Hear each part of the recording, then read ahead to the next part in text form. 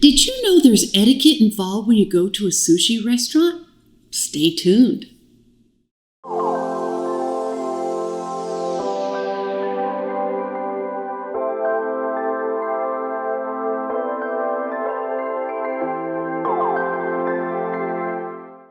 Well, hello, konnichiwa. Welcome, it's Heidi and we are going to go over some quick tips for you next time you go to a sushi restaurant. Yes, if you'd like a longer version with much more explanation, please check out my longer sushi video. It includes chopsticks and how to use them. I'll leave a link below. But today, so we are going to a sushi restaurant. We're excited, and we know that Japan is one of the politest cultures on the planet. It's all about respect.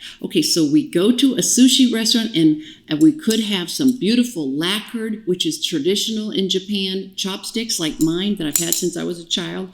Or perhaps you're given wooden chopsticks in a paper wrapper. There's etiquette with that. You tear off one end and then you slide out the chopsticks.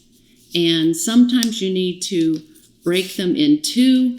If you do, break them in two. And then you never, please, rub your chopsticks together. Rubbing wooden chopsticks together is an indication that the restaurant is so inferior.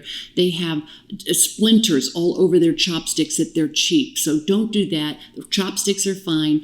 And please, little chopstick etiquette, never gesture with them. Do not do that. And please never stick them straight up in a bowl of rice if for some reason you have a bowl of rice, because that is reserved for funerals. It symbolizes death. So now we have our soy sauce. The Japanese are not wasteful people. So the soy sauce is meant for just a little tiny dab. So you would just pour in just a very small amount into your container, and that is meant just for little dabs. To use much more is considered wasteful, and that's impolite.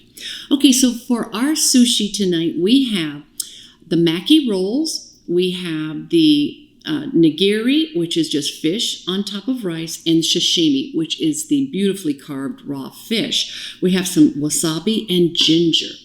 So let's talk about the wasabi. Wasabi is just a little tiny complement, and it is used sparingly. It is not put on maki rolls because there is usually some wasabi in the maki rolls. For the nigiri, it's fine to put some wasabi on that, or the sashimi.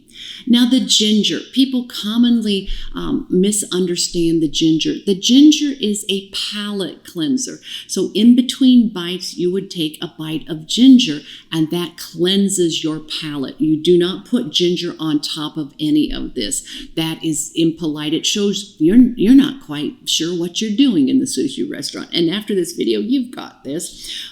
So there is etiquette about, is it finger food or chopsticks? Well, here it is. Maki rolls or the nigiri, it is fine to use fingers. You can use your fingers, and your sushi is supposed to be bite size. Each one should be one bite.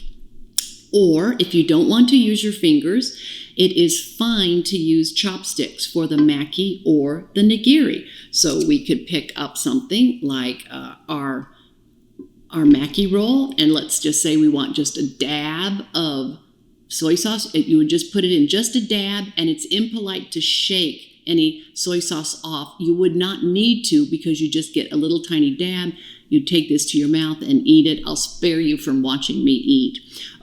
So the nigiri, there is a little trick to this. There's a little etiquette involved, and it's fine to use fingers, so let's just use fingers. You pick up the fish is on the top, the rice is on the bottom. Here's the etiquette. Rice is not meant to be put into soy sauce. It can fall apart.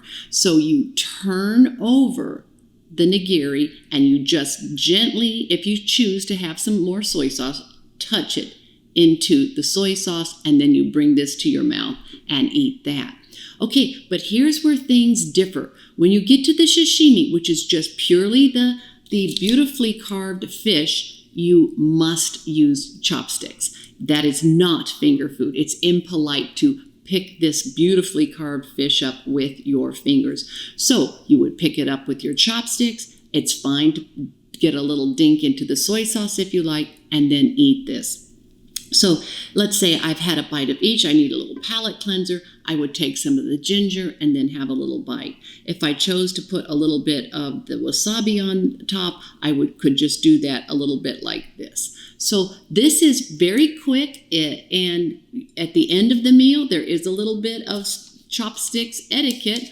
If the wooden chopsticks, you've saved the paper holder, they go back into the paper holder, and you rest them at your place setting when you leave the restaurant. And always remember to thank your sushi chef. It takes years and years and years, a lifetime in many cases, to master sushi. So be sure to thank them. Okay, hope this helps. Drop me a comment, hit that subscribe button, and thank you. And as I always say, please be kind. Arigato.